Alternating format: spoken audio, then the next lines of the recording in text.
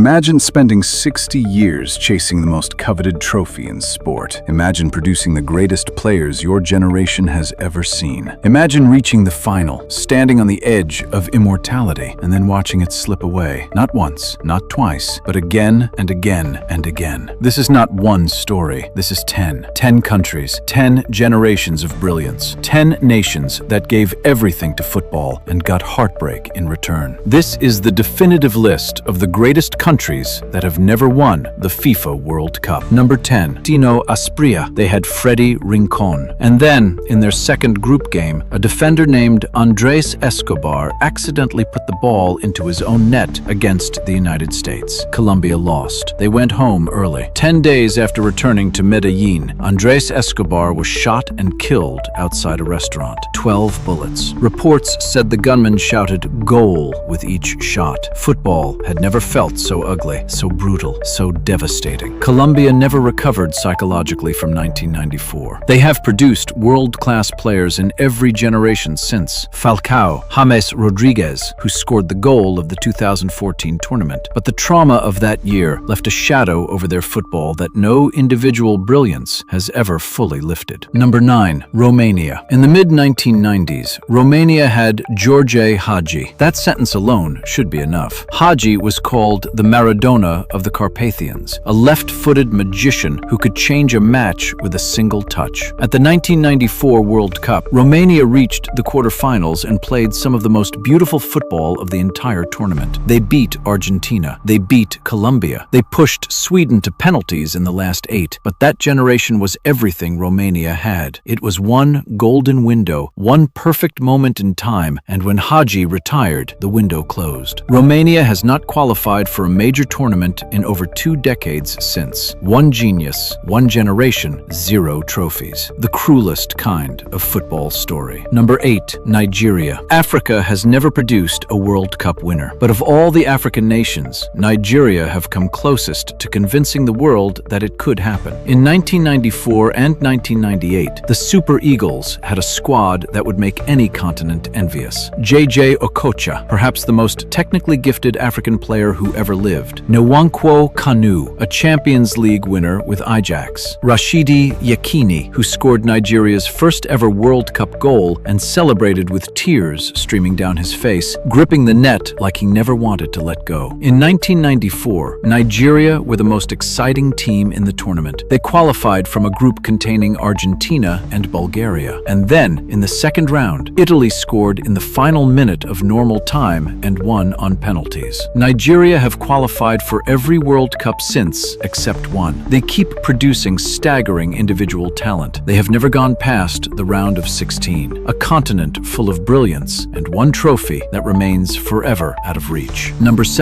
1934 and 1962. They lost both. They had exceptional players, exceptional structure, and the particular misfortune of facing Brazil in 1962, one of the greatest Brazilian sides ever assembled. After Czechoslovakia split into 2 nations in 1993, the Czech Republic carried the flag, and in Euro 1996, they reached the final, losing to Germany in extra time with a golden goal. At the 1998 World Cup, they had Pavel Nedved, one of the best midfielders of his generation. They went out in the group stage. A nation with 2 World Cup final appearances and not a single winner's medal to show for it. History has not been kind to them. Number 6, Sweden. Sweden's football story is one of consistent, almost painful near misses. They finished 3rd at the 1994 World Cup, beating Bulgaria in the 3rd place playoff. They had Henrik Larsson, one of the deadliest strikers in European football for over a decade. They had Freddie Ljungberg, Zlatan Ibrahimovic. And here is where Sweden's story gets complicated, because Zlatan Ibrahimovic is perhaps the most talented player in Swedish history, a man who scored over 500 career goals, won league titles in 5 different countries, and possessed a level of arrogance and skill so perfectly combined that he was essentially a force of nature. And yet, in his entire career, Zlatan never won a single game at a World Cup knockout stage, with Zlatan ever did. Some stories in football make no sense at all. Number 5, Belgium. Between 2014 and 2022, Belgium assembled what the entire football world called the Golden Generation. Eden Hazard, Kevin De Bruyne, Romelu Lukaku, John Vertonghen, Thibaut Thibaut Courtois. On paper, it was one of the most talented squads in the history of international football. Not just good, historically good. At the 2018 World Cup in Russia, Belgium beat Brazil in the quarterfinals. Brazil, with Neymar, with the full force of South American football behind them. It was one of the great upsets. Belgium played some of the most fluid, devastating counter-attacking football the tournament had seen. And then France happened. In the semi-final, a set piece, a deflection, a single goal. Belgium lost 1-0. They won the third-place playoff. They went home with bronze. By 2022, the golden generation was aging. The magic was fading. They went out in the group stage. De Bruyne sat in his press conference afterward and said quietly that this group of players would probably never get another chance. He was right, and the world of football mourned what could have been, because a generation that talented deserved more than bronze. It deserved everything. Number 4, Hungary. To understand how great Hungary were, you need to go back to 1954, because the Hungarian team of that era, known as the Mighty Magyars, is considered by many football historians to be the greatest international team ever assembled. Not the greatest team that won the World Cup, the greatest team ever. They were led by Ferenc Puskás, a short, stocky man with a left foot so powerful and precise it seemed physically impossible. Between 1950 and 1956, Hungary played 50 international matches and lost one.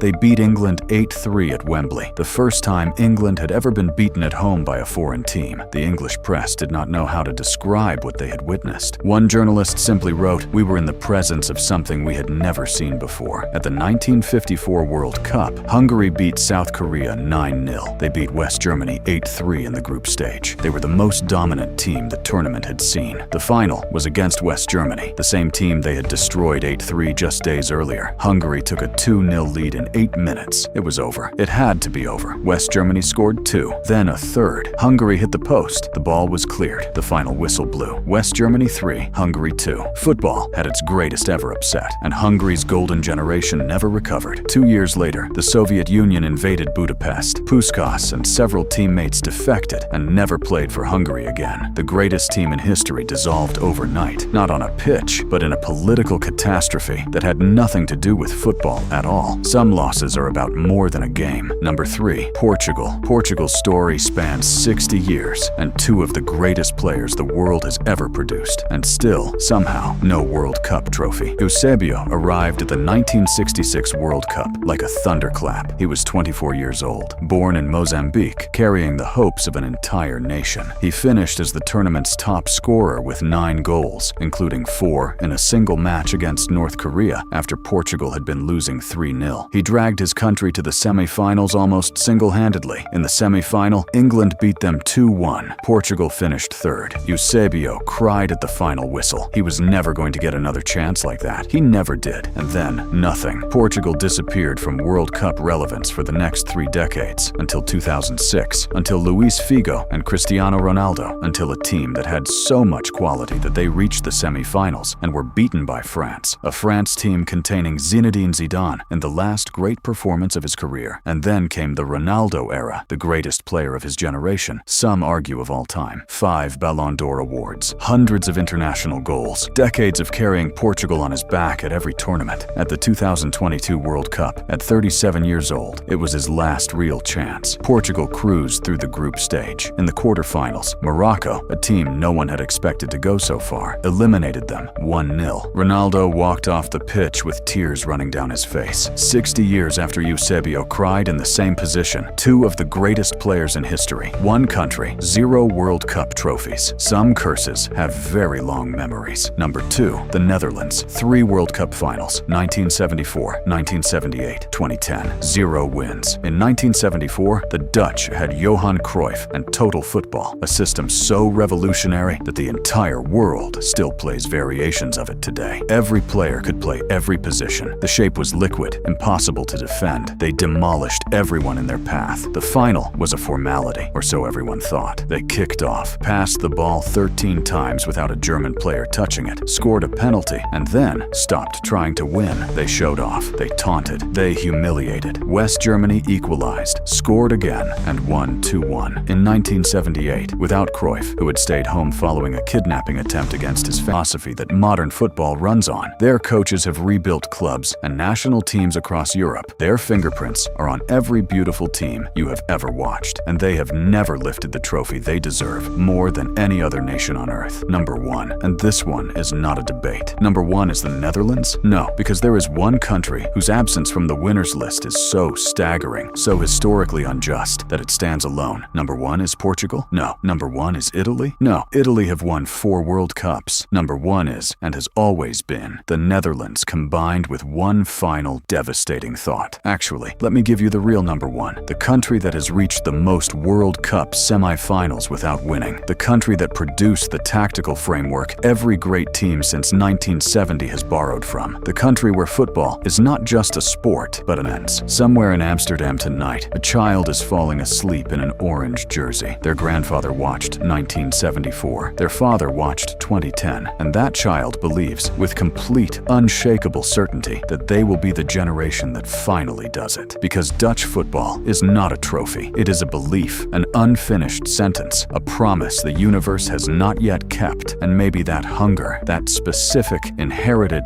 decades-long hunger, is the most powerful fuel in the history of sport. 10 countries, 10 generations, 10 stories of genius without glory. The World Cup has a way of breaking the hearts of the greatest teams the most completely, because only the great ones get close enough to feel it. If this video moved you, if you felt the weight of these stories, hit like and subscribe, because next week we are telling the story of the one player who touched the World Cup trophy and was not allowed to lift it. That story is even darker than this one.